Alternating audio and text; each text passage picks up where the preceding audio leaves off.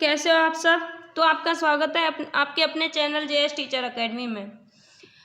जैसा कि आप सभी जानते हो, हमारे चैनल पर सीटेट की पूरी प्रिपरेशन स्टार्ट हो चुकी है।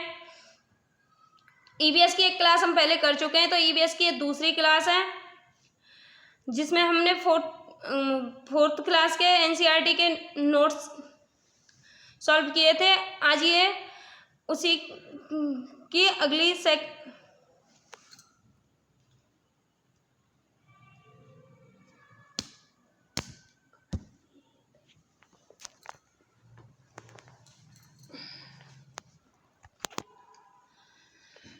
Hello friend, how are you, कैसे हो आप सब।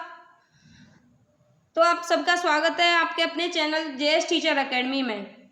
जैसा कि आप सभी जानते हो कि हमारे चैनल पर सीटेट की पूरी प्रिपरेशन कराई जा रही है। तो ईवीएस की एक क्लास हम कल कर चुके हैं। आज ये ईवीएस का सेकंड लेक्चर है। तो इन लेक्चरों में मैं जो नोट्स आपको करा रही हूँ वो एनसीईआरटी की बुकों का बिल्कुल निचोड़ है, फोर्थ और फिफ्थ क्लास का।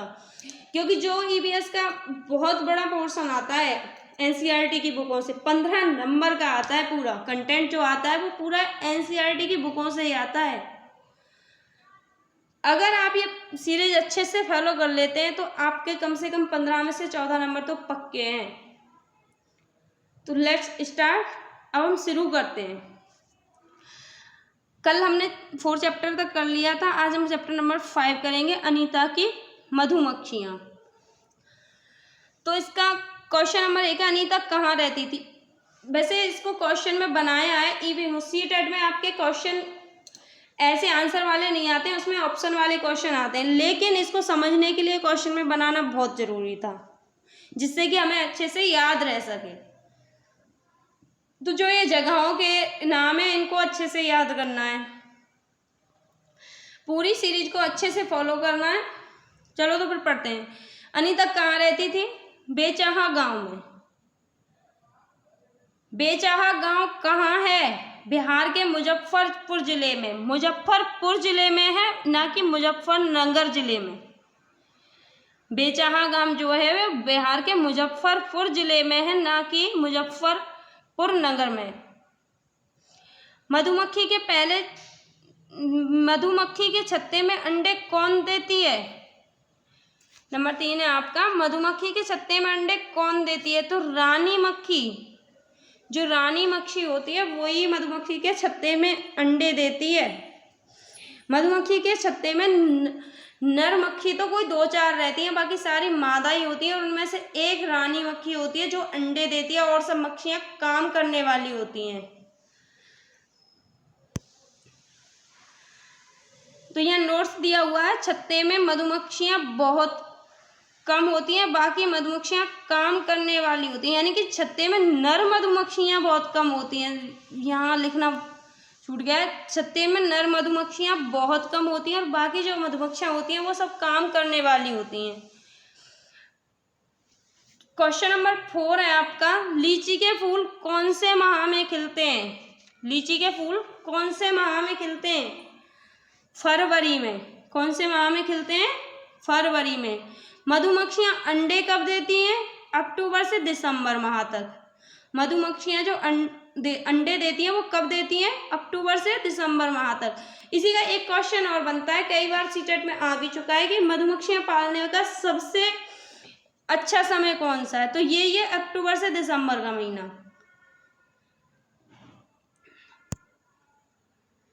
आगे आपका पार्ट नंबर 6 है इसका, ओमना का सफर।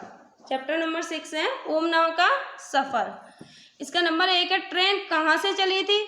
इसमें एक ट्रेन का सफर है जिसमें कि बताया गया है कि ट्रेन कहाँ से चली थी, कहाँ पहुंची थी, कि ट्रेन की टिकट पर क्या क्या लिखा होता है, ये सब इसमें बताया गया। तो चलो पढ़ते हैं। ट्रेन कहाँ से चली थी? कच्छ में गांधीधाम से। कहाँ से चली थी? कच्छ में गांधीधाम से। तो गांधीधाम ये कहाँ पर है? गुजरात में। गांधीधाम कहाँ है? गुजरात में है।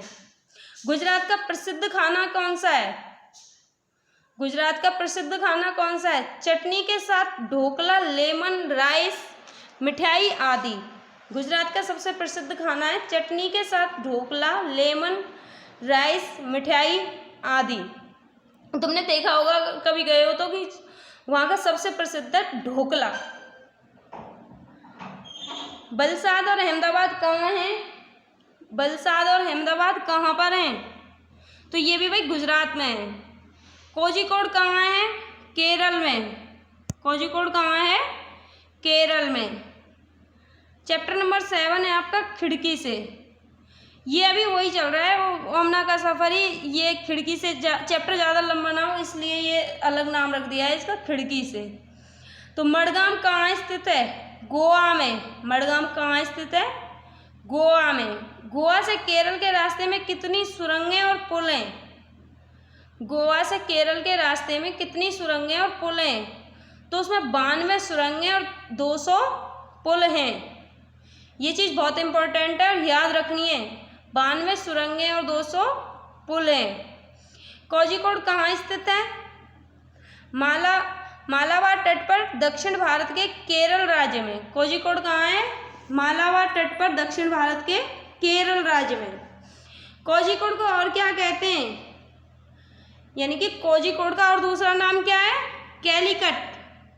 दूसरा नाम और क्या है इसका? कैलीकट। गुजरात से केरल तक के रास्ते में ट्रेन किन किन राज्यों से गुजरती है?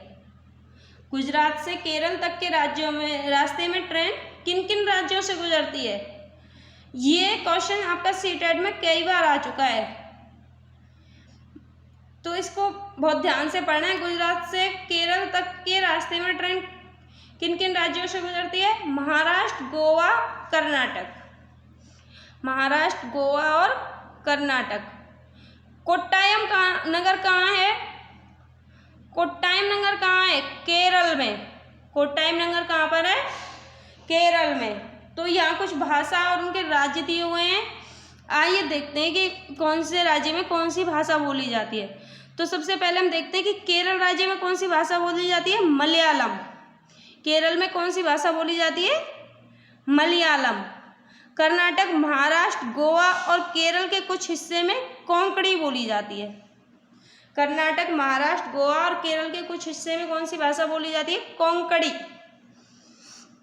महाराष्ट्र, गोवा, दमन and Deep, Dadar and Nagar Haveli, Gujarat, Nagar Haveli में कौन सी भाषा बोली जाती है? महाराष्ट्र, गोवा, दमन and Deep, Dadar and Nagar Haveli में कौन सी भाषा बोली जाती है? हमारी मराठी। कौन सी भाषा बोली जाती है? मराठी। गुजरात में क्या कौन सी भाषा बोली जाती है? गुजराती। कर्नाटक, आंध्र प्रदेश, तमिलनाडु और महाराष्ट्र में कौन सी भाषा बोली जाती है? हमारी कन्नड़। कर्नाटक, आंध्र प्रदेश, तमिलनाडु और महाराष्ट्र में कौन सी भाषा बोली जाती है? कन्नड़। तो अब है इसका चैप्टर नंबर 8, नानी के घर तक। ये अभी उसका ओमना का सफर ही चल रहा है, अभी उसका सफर खत्म नहीं हुआ है। नानी के घर तक ट्रेन टिकट पर क्या क्या लिखा होता है? तुमने देखा भी होगा कि ट्रेन टिकट पर क्या क्या लिखा होता है और क्या क्या नहीं लिखा होता है।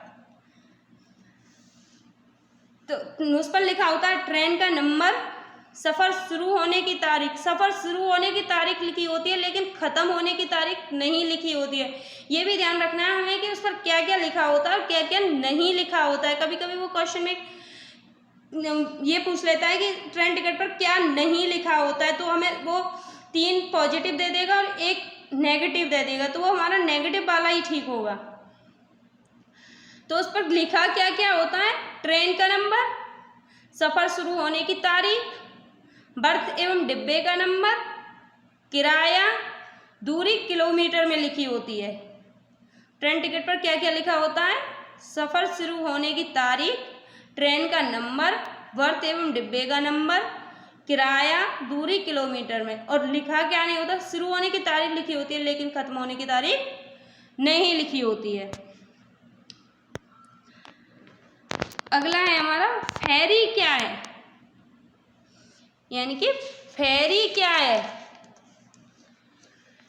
फेरी एक प्रकार की नाव है जो केरल में प्रयोग की होती है। फेरी क्या है? फेरी एक प्रकार की नाव है जो केरल में प्रयोग में लाई जाती है। अगला है इसका चैप्टर नंबर 9, बदलते परिवार। बदलते परिवार, इसके बारे में तो आप सबको पता ही होगा कि कैसे कैसे परिवार बदलते हैं, बच्चे बड़े होते हैं, बदलते हुए परिवार। इसमें ऐसा कुछ खास नहीं है कि जो सीटेट में आए। सीटेट में आज तक इसमें से कोई भी क्वेश्चन बना नहीं है, इसलिए मैंने इसके नोट्स नहीं बनाए। तो इसी के साथ आज की वीडियो हमारी ख़त्म होती है। अब करेंगे कल अगली वीडियो में। अगर वीडियो पसंद आए तो लाइक और सब्सक्राइब ज़रूर करें।